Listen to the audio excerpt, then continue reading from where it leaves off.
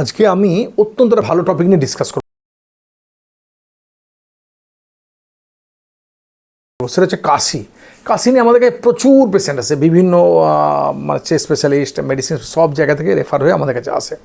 তো দেখুন, এই যে কাশি মানে সবসময় যে লাংস থেকে হবে তা তো নয়, খুব কাশি, এবং তারা বলে খুব কাশি। এটা ভাবতে হবে আপনাকে, অ্যাসিডিটি একটা হয়, ডেফিনেটলি সবাই অ্যাসিড ওষুধ খায়, কিন্তু সবসময় যে অ্যাসিডিটি এটা নয়। কিন্তু আপনি পোস্টনাল রিপ থেকে কাশি হয়, এবং কি বাচ্চাদের ক্ষেত্রে আমরা প্রচুর কাশির পেশেন্ট পাই, সব অ্যাডিনয়েড আছে। তো অ্যাডিনয়েড একটা এয়ার ড্রেন, আমাদের একটা নাক হচ্ছে এয়ার ড্রেন। তো এয়ার ড্রেনে যে কোনোভাবে অবস্ট্রাকশন আসছে, সেপ্টাম থেকে, টার্বিনেট থেকে, পলিপ বা নাকের পেছনে গ্ল্যান্ড যদি অবস্ট্রাকশন করে দেন, তার মানে কিছু অ্যাকুমুলেশন হবে সর্দি। বড়োদের ক্ষেত্রেও সেটা হতে পারে, ছোটোদের ক্ষেত্রেও হতে পারে। বহু বড় মানুষদেরও আমি দেখেছি নাকের পেছনে ব্লক আছে অ্যাডিনয়েড থেকে, নাকের হাড় বাঁকা থেকে, যে কোনোভাবে।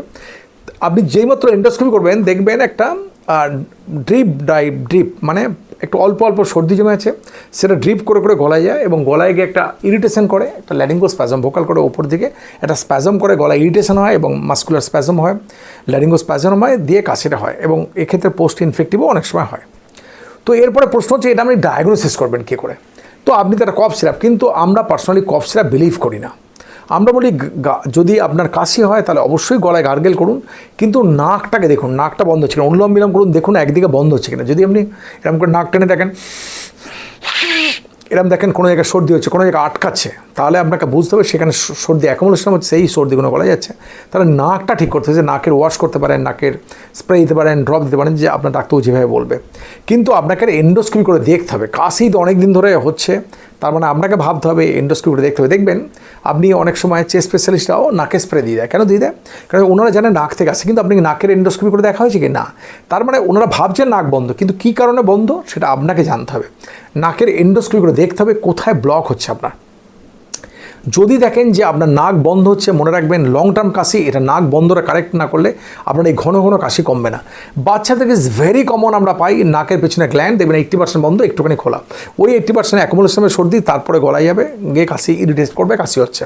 সুতরাং এটা আপনাকে মাথায় রাখতে হবে যে কাশির অনেকটা মেন 90% কারণ হচ্ছে পোস্টনাল ড্রিপ। গলায় যদি ইনফেকশন না থাকে, নাক ইজ দ্য মেন কালপ্রিট। সে নাকের পলিপের জন্য কাশি হতে পারে। কীরকম? পলিপের সাইনাস ক্যাভিটি থেকে পলিপ হয়েছে, এবং সেখান থেকে অল্প সর্দি যাচ্ছে গলায়, সেখান থেকে কাশি হচ্ছে। সেখানে নাকের পিছনে অ্যাডিনয়েড গ্ল্যান্ড, সেখান থেকে কফ হচ্ছে। সুতরাং চারিদিক থেকে আপনার যদি পোস্টনাল ড্রিপ হয় তাহলে হতে পারে। নাকের হাড় বাঁকা, প্রচুর লোক জানেই না নাকের হাড় বাঁকা তার, কিন্তু এই ব্যাপারটা না রিয়েলাইজ করলে বোঝা যাবে না। সুতরাং যদি আপনি দেখেন যে বারবার কাশি হচ্ছে, আপনি যে কোনো ডাক্তারের কাছে প্রপার একটা এন্ডোস্কোপি করুন, এন্ডোস্কোপি করে জানুন, দেখুন কোথায় ব্লক হচ্ছে কিনা। যদি ব্লক হয়, অনেক দিন ধরে কাশছেন, কিন্তু আপনাকে মনে রাখবে সেই ব্লক কারেক্ট করতে হবে। এমনি কাশির ওষুধ খেলেন, অ্যান্টি অ্যালার্জি খেলেন, কাশির ওষুধ আমরা খুব একটা প্রেফার করি না, যা সাপ্রেস করে। গলার যদি আপনি দেখেন গলার কিছু এই যে ভোকাল করে আশপাশে কিছু প্রবলেম হচ্ছে, তাহলে কিন্তু কন্টিনিউয়াস একটা ইরিটেশন, কাশি এগুলো কিন্তু হতে থাকবে। এবং আমরা প্রথমেই বলি যে এই জন্য অ্যাসিডিটি যাতে না হয়, দেখবেন এমন কিছু খাবেন না যাতে অ্যাসিডিটি হবে, এবং রিফ্লাক্স আটকাতে হবে। এবং গলার যদি কিছু থাকে সেই তার ট্রিটমেন্ট করতে, ভোকাল করে পলিপ, মাংস, নোডিউল বা ইন্টারনেট গ্রানুলোমা বলি, যেসব ইরিটেশন হয় এবং কাশি হতে পারে। সুতরাং এটাও আপনাকে মাথায় রাখতে হবে। আমরা ঘোষ এন্টি ফাউন্ডেশনে কাশি নিয়ে যদি অনেক দিন ধরে আসে, কীভাবে আমরা ম্যানেজ করি? আমরা অবশ্যই গলা দেখি, গলার ল্যারিঙ্গোস্কোপি, অনেক সময় গলার ল্যারিঙ্গোস্কোপি এবং নাকের এন্ডোস্কোপি দুটোই করি। যদি একসঙ্গে দুটো করি, আমরা একটা তো ফ্রি করি অনেক সময়। তো নাকের এন্ডোস্কোপি করে আমরা প্রপারলি বোঝার চেষ্টা করি। বাচ্চাদের কাশি হলে অবশ্যই আমরা বাচ্চাদের এন্ডোস্কোপি করি। আমরা বাচ্চা 1-1.5 বছর বাচ্চাকেও আমরা এন্ডোস্কোপি করতে পারি। আর যদি বড়োদের ক্ষেত্রে হয়, এন্ডোস্কোপি করা সিম্পল, এন্ডোস্কোপি করে কনফার্ম করি সেইটা। তারপরে অ্যাকর্ডিং টু কনফার্মেশন, যদি দেখা যায় যে নাকের ভেতরে অল্প করে পলিপ হচ্ছে, আমাদের নিচে দিয়ে সিবিসিটি আছে, কোন বিম সিটি, অ্যাডাল্টের ক্ষেত্রে আমি বলছি, কোন বিম সিটি আছে, আমরা সঙ্গে সঙ্গে কোন বিম সিটিতে, সিবিসিটিতে অ্যাডভান্টেজ হচ্ছে আপনার প্রচুর অ্যাডভান্টেজ, কারণ কোন বিম সিটি স্ক্যানে আপনার রেডিয়েশন খুব কম পড়ে। তো আমরা সঙ্গে সঙ্গে দেখে নিতে পারি, যেই মাত্র দেখি যে ওর ভিতরে পলিপ আছে কিনা, ওর ভিতরে কোনো প্রবলেম আছে কিনা, যেটার জন্যে ওখান থেকে পাকা কফ নামছে। সুতরাং প্রথম আমরা এন্ডোস্কোপি করি, আর যদি দেখি যে না ওপর থেকে ভেতর থেকে কোথা থেকে আসছে পাকা কফ, তাহলে সেইভাবে আমরা অ্যাডজাস্ট করতে বলি এবং কোন বিম সিটি স্ক্যান করে দেখতে বলি।